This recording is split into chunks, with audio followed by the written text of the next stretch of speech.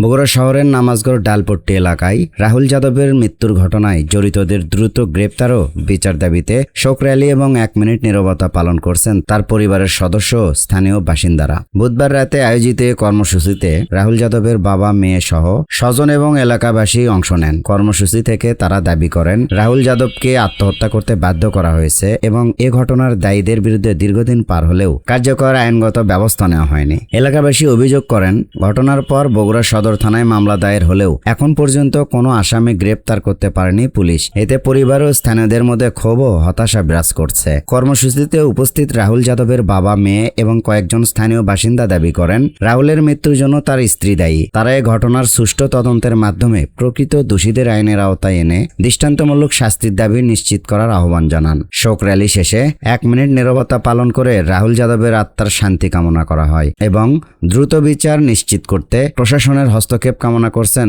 রাহুলের পরিবার।